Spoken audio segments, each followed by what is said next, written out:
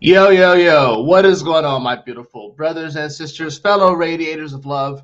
My name is Jamal Pope, aka J Phoenix, and this is going to be your astrology forecast for Monday, March 4th of 2024. Thanks so much for joining me for this video horoscope. Hopefully, you guys had a wonderful weekend.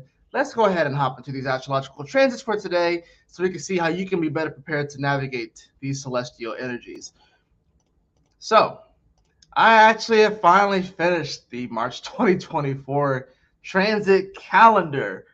So, as you can see, we have a pretty interesting month. And because of the nature of the fact that a lot of the planets are pretty much squished in the one side of the zodiac, we're not going to be seeing a lot of like aspects of them to each other besides like some semi sextiles and some semi squares. We're going to get some of those things, which I may talk about throughout the month. But we're going to see a lot of days of building energy throughout this month, and like I said, I'm going to be doing a deeper dive on the overall transits for the month, probably later on today or tomorrow, depending upon if I get all my stuff done that I need to get done today. But in any event, for Monday, as you can see, we do have Mercury, which is going to be in sextile to Uranus, and the moon is going to be entering into Capricorn. Now, of course, I do have highlighted what I believe are the important dates. I also have highlighted what I believe are going to be the mega important dates.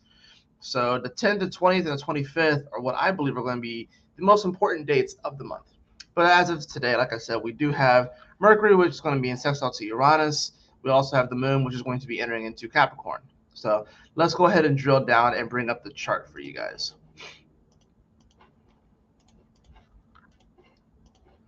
Boom. All right.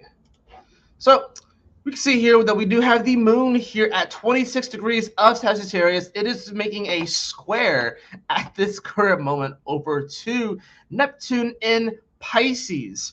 We also, of course, have Mercury over here at 19 degrees of Pisces, making a nice little sextile over to Uranus. That moon will shift into Capricorn today as well. So we'll talk first about the moon, right? Because that aspect, by the time that you guys watch this, I mean, this will still be going on, but it will kind of wear off, and especially once the moon shifts into Capricorn, the energy will wear off. But this moon in Sagittarius, like I've been saying, it's really wants to bring about this jovial, uplifting, happy-go-lucky kind of energy.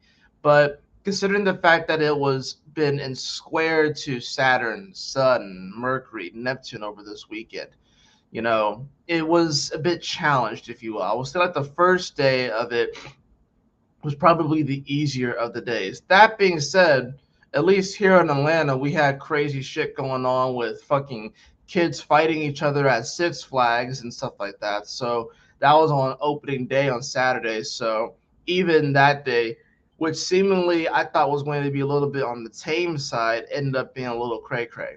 But we do have this moon, of course, here squaring over to Neptune. And this is going to provide a bit of a challenge to our perceptions. The moon being here in Sagittarius is about our beliefs, and our beliefs are going to be a bit challenged. The perception on what we believe is going to be challenged.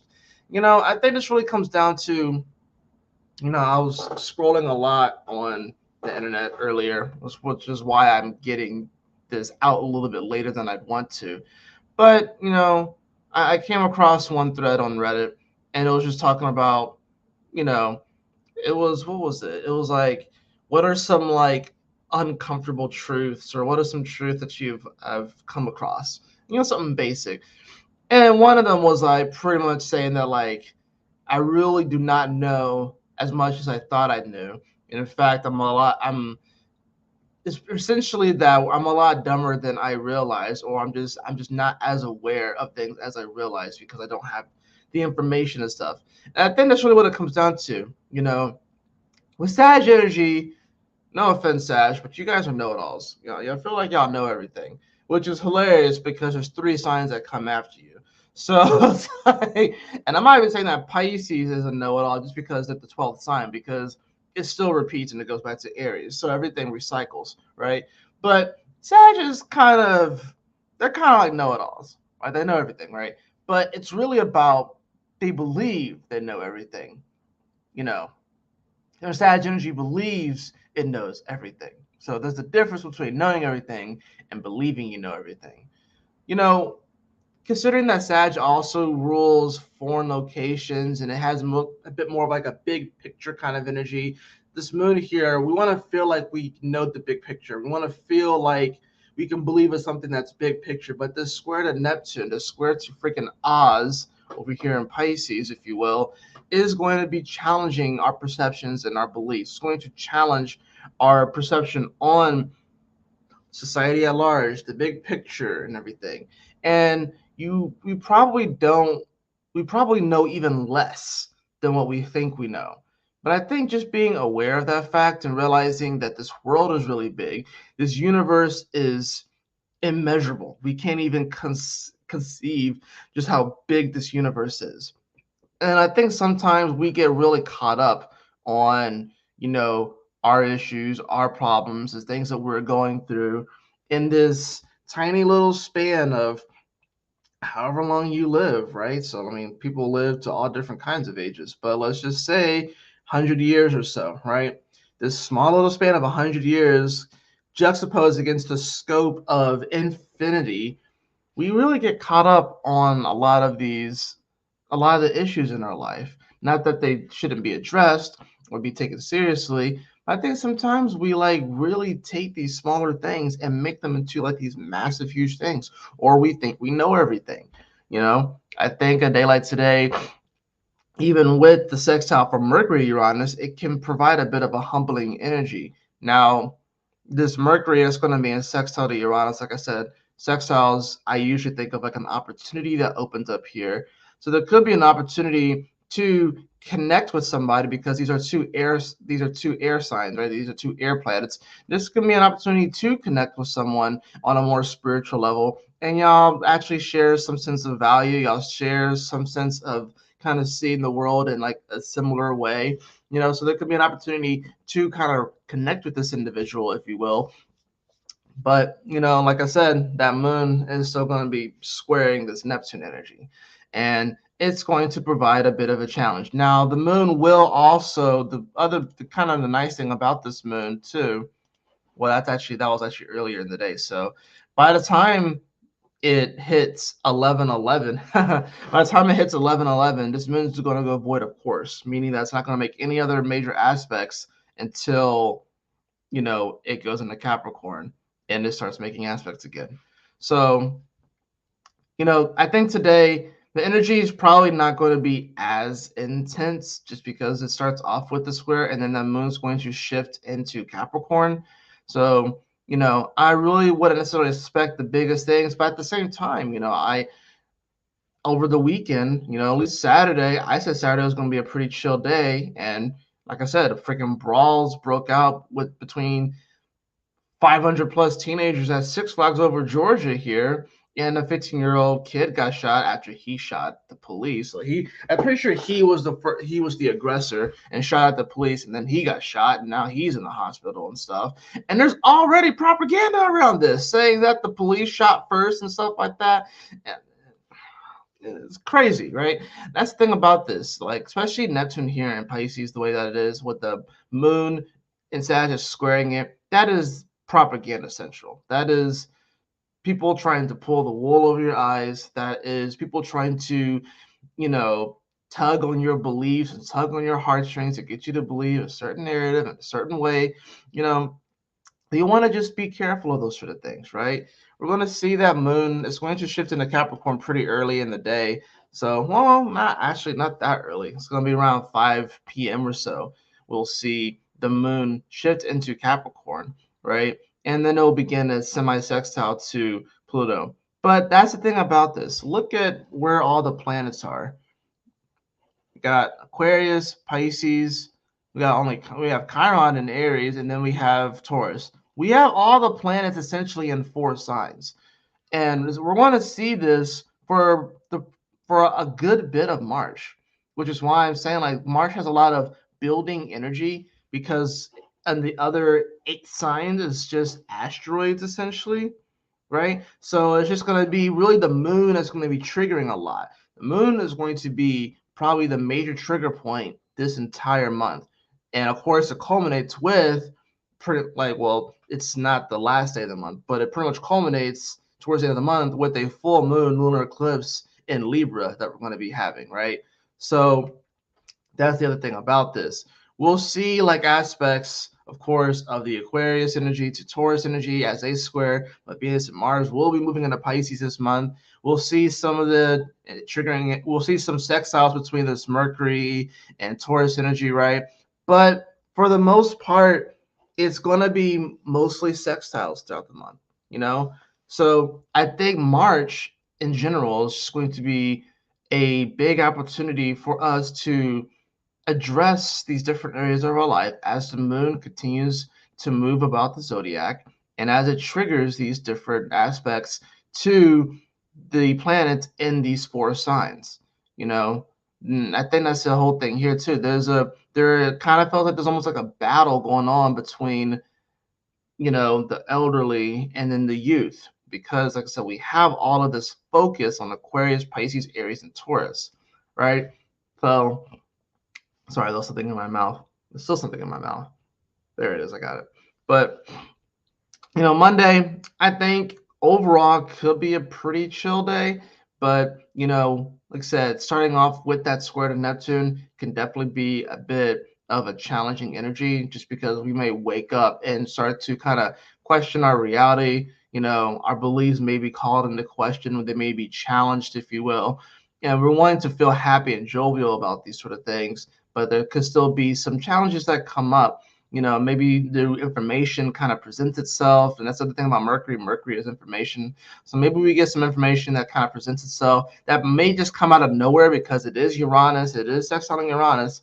So this could be information that kind of comes out of nowhere that could, you know, maybe challenge, like I said, our beliefs and challenge our dreams, if you will, but also maybe have us kind of think in new ways, think in more creative and innovative ways, and maybe see value in things that we might have not seen as much value in before, things that maybe we, you know, kind of glossed over, and but now we look at it in a fresh way. That's kind of the beautiful thing about the moon square Neptune at this time, is that it kind of breaks us out of the paradigm that we're kind of living in, to kind of see something fresh, to see something new. For this new information with the Mercury sextiling Uranus, it can allow that new information to come through and allow us to kind of see new possibilities, see what else is out there, see something in a greater value, or it may depreciate. Maybe something depreciates in value and something else appreciates a value. So it could be both ways, you know.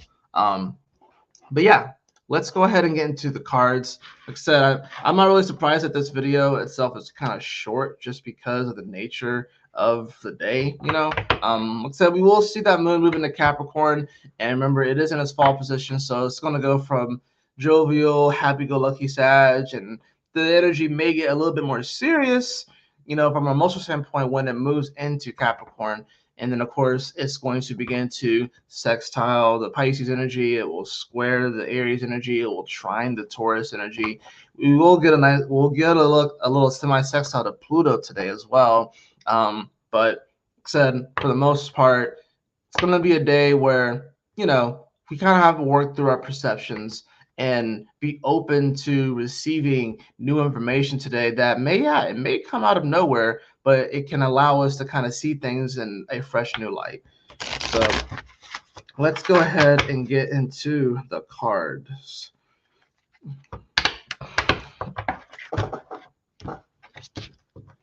If the cards want me to shuffle.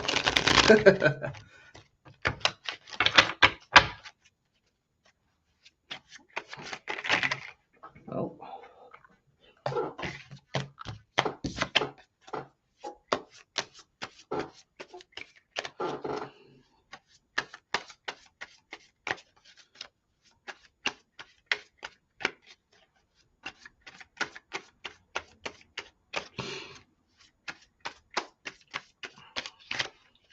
All right, let's see what we got.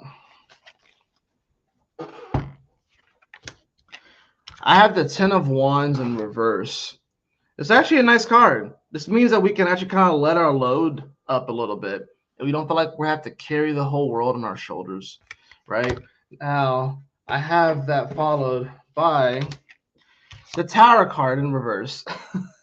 Oh, so maybe what we're letting go of is, I don't know, maybe we're just focused on the things that maybe have fallen out and collapsed in our life. I think it's interesting that I get both of these cards. We're feeling like we don't have to hold up the world anymore, and then the Tower card in reverse. So it's like maybe we have to let go, and maybe we have to let go. I think since this is in reverse, it lets me know that we're probably holding on. See, the interesting thing about the Tower card, I know I'm kind of hopping all over the place, is that it's actually not a bad thing. It really isn't. It just means that there's actually going to be some major transformation that happens, and finally there's like a breakthrough. I think once we finally let off the pressure of this Ten of Wands and feel like we have to hold this tree up or hold this tower up, it can finally collapse and we can finally move forward. So that's probably what's happening here, is that we no longer have to feel the pressure of holding up this perception or this ivory tower, or feeling like we have to look perfect to other people. And when we finally let our guard down, when we finally just say enough is enough, and it's like, why do I feel obligated to continue to hold up this idea or this thing? It could finally collapse and you can finally be let go. You can finally feel freedom. You know, you can be released from that. I had the Knight of Cups in reverse at the bottom of the deck. Knight of Cups in reverse. Yeah, I mean, I think there's this aspect where we kind of feel like we're going for the Holy Grail. But what is your Holy Grail? Maybe the Holy Grail that you've been going for isn't as valuable as you thought it was. Or maybe you're taking it too seriously. Maybe you're not having fun with it anymore. Does it allow you to be creative? Does it allow you to really tap into your heart space? And I think so many people are trying to do this whole Ten of Wands. You see, she's holding up this entire civilization on her freaking back, you know.